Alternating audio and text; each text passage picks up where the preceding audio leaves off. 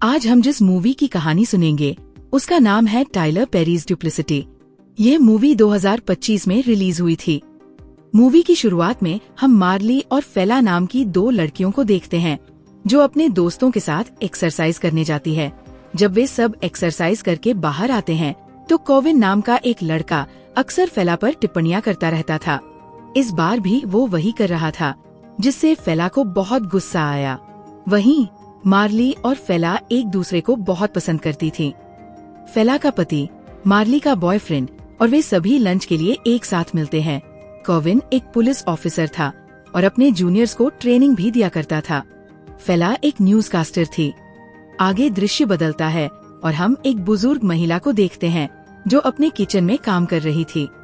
तभी उसे एक अनजान नंबर से कॉल आती है और उसे बताया जाता है कि सामने वाली बिल्डिंग में एक लड़का है जिसके बारे में पुलिस को सूचित करना होगा क्योंकि वह बहुत खतरनाक है।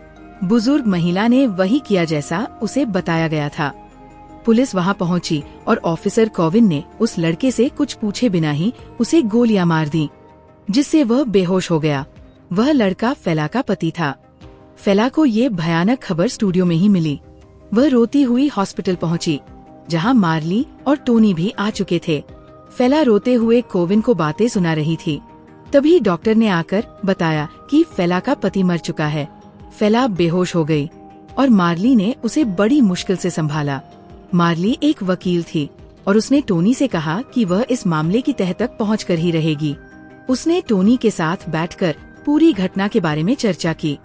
अगले दिन फेला के पति का अंतिम संस्कार था। वहाँ मीडिया वाले भी आए थे। फेला ने पहले तो उन्हें खूब सुनाया और फिर जब वे घर पहुँचे तो वहाँ कोविन मौजूद था। वह अपनी सफाई देने आया था, लेकिन फेला ने उसे देखते ही भड़ककर उसकी खूब खबर ली। टोनी उसे लेकर बाहर चला गया तो कोविन ने कहा, मैं तो बस अपनी ड्यूटी निभा रहा था। फेला मार्ली से कह रही थी, मैं अपने पति के बिना क्या करूँगी? मैं उसके बिना जीने के बारे में सोच भी नहीं सकती। मार्ली ने उसे सांत्वना देते हुए कहा, इतना मत सोचो, मैं तुम्हारे लिए जो कुछ भी कर सकती हूँ वह करूँगी। मार्ली फेला की बातें सुनकर परेशान हो गई थी और इसीलिए अब वह इन सब बातों के बारे में टोनी से चर्चा कर रही थी। मार्ली ने इस मामले पर ईना नाम की एक वकील से बात करने जाने का फैसला किया। रास्ते में उसने देखा कि बहुत से लोग विरोध प्रदर्शन कर रहे थे। ईना ने मार्ली को टोनी के केस की चर्चा के दौरान तस्वीर का दूसरा पहलू भी दिखाया। ईना ने उसे एक वीडियो दिखाई जिसमें टोनी सामने से आ रहा था। पुलिस अधिकारी टोनी को रुकने के लिए कह रहा था, लेकिन उसने हेडफोन लगा रखे थे और अधिकारी की तरफ देखा भी नहीं। इस वजह से दोनों ही स्थिति को समझ नहीं पाए और अधिकारी ने अपनी सुरक्षा के लिए फेला के पति को गोली मार दी। वीडियो देखकर मार्ली बहुत रो रही थी। वो गुस्से में वहाँ से उठी और गाड़ी में आकर भी खूब रोई। उसने कॉल करके टोनी को अपने पास बुला लिया। टोनी ने उसे सांत्वना दी और फिर वे दोनों घर आ गए। फेला मीडिया पर आकर कह रही थी कि मेयर को खुद इस बारे में एक्शन लेना पड़ेगा, क्योंकि हम इस देश के रहने वाले हैं और हमें भी इंसाफ चाहिए, वरना अच्छा नहीं होगा। हम सारी कम्युनिटी मिलकर इसके खिलाफ आवाज उठाएंगे। इसके बाद फेला उस बुजुर्ग महिला के पास गई जिसने पुलिस को कॉल की थी। फेला ने उससे जाकर सारी बात पूछी। बुजुर्ग महिला ने बताया कि उसे किसी अनजान नंबर से कॉल आई थी, इसलिए उसने ये सब किया। बुजुर्ग महिला किसी और सवाल का जवाब नहीं देना चाहती थी। उसने फेला से कहा, अगर तुमने मुझसे कुछ और पूछा तो मैं पुलिस को कॉल कर दूंगी। मार्ली भी खुद इस केस की जांच कर रही थी और अब वो अधिकारियों के साथ चर्चा कर रही थी। अधिकारियों ने मार्ली को बताया कि बुजुर्ग महिला को कॉल करने वाली एक लड़की थी। मार्ली ने उस लड़की के बारे में जानकारी जुटाई और सीधे टोनी के पास गई। उसने टोनी से पूछा, ये लड़की कौन है? टोनी का अतीत में इस लड़की से कुछ कनेक्शन रह चुका था। टोनी मार्ली के सामने थोड़ा घबरा गया और बात को छुपाने की कोशिश कर रहा था, लेकिन दाल में कुछ काला जरूर था। मार्ली वहाँ से चली गई और टोनी उसे पुकारता ही रह गया।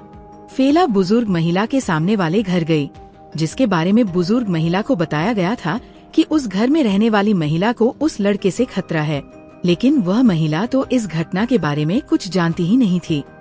इसके बाद फेला मार्ली के पास आई। वह बहुत रो रही थी और गुस्से में टोनी की सारी तस्वीरें जला रही थी।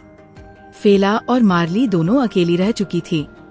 मार्ली का दुख और गुस्सा कम होने का नाम ही नहीं ले रहा था। फेला ने उसे सांत्वना देकर वहाँ से जाने का फैसला किया। मार्ली भी चली गई।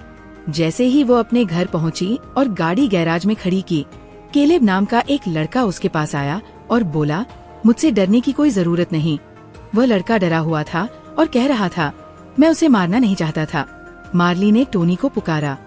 टोनी जल्दी से वहाँ आया तो वह लड़का वहाँ से भाग गया। उसके जाने के बाद टोनी ने अधिकारी केविन को कॉल की। केविन ने कहा, मैंने उस लड़के को पैसे दे दिए थे, पता नहीं अब वो ऐसा क्यों कर रहा है। रात के अंधेरे में अधिकारी केविन और केलेब मिले। केविन ने उस लड़के से कहा, आगे से तुम मार्ली के आसपास दिखाई मत देना। मार्ली रात को फिर से अपनी और टोनी की तस्वीरों को देखकर रो रही थी। अगली सुबह वो फेला के घर गई और उसने फेला के घर की खिड़की से किसी को कूदते हुए देखा। मार्ली ने तुरंत पुलिस को कॉल की और खुद अपने पास मौजूद चाबी से दरवाजा खोलकर अंदर चली गई। अंदर फेला सो रही थी। क्योंकि उसने नींद की गोलियां खा रखी थीं, इसलिए उसे आसपास की कुछ होश नहीं था। मार्ली ने उठकर फेला को बताया, मैंने तुम्हारे घर की खिड़की से किसी को कूदते हुए देखा है और मैंने पुलिस को इस बारे में बता दिया है। फेला परेशान हो गई। पुलिस भी आ चुकी थी और टोनी भी भागता हुआ वहाँ पहुँच गया था। लेकिन जब केविन वहाँ आया तो फेला ने गुस्से में सभी अधिकारियों को वहाँ से जाने के लिए कहा। टोनी उससे कह रहा था, तुम बार बार यहाँ क्यों आ जाते हो? मीडिया भी फेला और उसके पति के खिलाफ ही बोल रहा था। मार्ली इना के पास आ चुकी थी और अब वे दोनों टोनी के अफेयर और हालात के बारे में चर्चा कर रही थी। इना ने कहा, जो लोग मिलकर विरोध प्रदर्शन कर रहे हैं, उनकी वजह से शहर के हालात खराब होते जा रहे हैं और जो लोग ड्रग्स डीलिंग और दूसरे गैरकानूनी काम कर रहे हैं, वे तो आजाद घूम रहे हैं और अपने काम करते जा रहे हैं। फेला के पति को भी ऐसे ही किसी केस में मार दिया गया, जबकि वह तो बिल्कुल भी ऐसा नहीं था। जब फेला ने देखा कि उसे इंसाफ नहीं दिया जा रहा, तो उसने खुद ही प्रेस कॉन्फ्रेंस करने का सोचा। उसने लोगों से कहा कि वे विरोध प्रदर्शन बंद कर दें, शहर में हिंसा न फैलाए। वो शहर के मेयर से खुद बात कर लेगी और अधिकारी तो वैसे भी जांच कर ही रहे हैं। अगले दिन मार्ली जिम से वापस आ रही थी, तो जैसे ही वह अपनी गाड़ी के पास पहुंची, एक बड़ी सी ब्लैक कलर की गाड़ी उसके पास आकर रुकी और मार्ली वहाँ से गायब हो गई। मार्ली गाड़ी में बहुत शोर कर रही थी। उसे लग रहा था कि वो अपहरित हो चुकी है, लेकिन ऐसा कुछ नहीं था। केलेब उसे अपने साथ ले आया था। वो उसे कुछ बताना चाहता था। केलेब की गाड़ी में एना नाम की एक लड़की भी थी। उसने मार्ली से बात करना शुरू किया। एना का केविन और फेला के पति के साथ अफेयर था। फेला के पति ने एना से कहा था कि वह अपनी पत्नी के साथ खुश नहीं है। मार्ली ने कहा, मुझे जाने दो, वरना मैं तुम्हें जेल में पीसवा दूंगी, क्योंकि तुम लोगों ने मुझे अपहरित किया है। उनके साथ एक और लड़की भी थी, जिसने मार्ली को अपना नंबर देते हुए कहा, तुम हमसे इस नंबर पर संपर्क कर सकती हो। मार्ली अपने ऑफिस आकर अब अधिकारी केविन के बारे में रिसर्च कर रही थी। केविन की ड्यूटी किसी और इलाके में थी, लेकिन वो कहीं और ही ड्यूटी कर रहा था। मार्ली दो अधिकारियों को लेकर केलेब और एना के पास आई। एना ने कहा, फेला का पति वाकई में एक अच्छा इंसान था, लेकिन केविन एक शैतान है और देखो, वो अभी भी जिंदा घूम रहा है। एना ने आगे कहा, मैं ये सब साबित भी कर सकती हूँ। मेरे पास इस सब के सबूत हैं, लेकिन वे मेरे पुराने घर में हैं। मैं उस घर में किराए पर रहती थी और अब हमें वहाँ जाने के लिए परमिशन की जरूरत पड़ेगी। मार्ली और अधिकारी सोच में पड़ गए, लेकिन मार्ली एना को मौका देना चाहती थी। मार्ली अकेले ही एना की बताई जगह पर चली गई। जैसे ही वो वहाँ पहुँची, तो पीछे से टोनी ने उसे पकड़ लिया। वह उसे वहाँ जाने से मना कर रहा था। इतने में केविन गाड़ी लेकर वहाँ पहुँचा और उन्हें अपने साथ आने को कहा। अब केविन यहीं पर रहता था। मार्ली ने घर के अंदर जाते ही बाथरूम के बारे में पूछा। केविन का घर काफी बड़ा था। मार्ली बाथरूम में गई और जाते ही सबसे पहले उसने दराज चेक की। वहाँ से उसे एक मोबाइल मिला, जिसमें टोनी और एक लड़की की वीडियोस थी और वह लड़की टोनी को केविन कहकर पुकार रही थी। तभी टोनी ने उसे पुकारा तो वो बाथरूम से बाहर आ गई और बाहर आते ही कहने लगी, मुझे अभी घर जाना है। लेकिन जैसे ही उसने दरवाजा खोला, दरवाजा तो लॉक था और चाबी केविन के पास थी। केविन और टोनी मार्ली पर हंस रहे थे। टोनी उसे अपने पास आने को कह रहा था। मार्ली ने टोनी से कहा, मैं तुम्हारे बारे में ऐसा सोच भी नहीं सकती थी कि तुम ऐसे होगे। मार्ली वहाँ से जाना चाहती थी, लेकिन टोनी और केविन ने उसे पकड़ लिया। मार्ली बहुत शोर कर रही थी, इसलिए केविन ने उसे बेहोशी की दवा पिलाई। जैसे ही वो बेहोश हुई, टोनी उसे उठाकर अपने साथ ले गया। केविन और टोनी ने उसे एक बोट में डाला और वहाँ से निकल पड़े। कुछ देर बाद फेला भी बोट में थी। वह इन लोगों के साथ मिली हुई थी। फेला केविन के साथ चिपकी हुई थी। अचानक टोनी ने पीछे मुड़कर देखा तो मार्ली को होश आ रहा था, लेकिन अभी वो पूरी तरह होश में नहीं थी।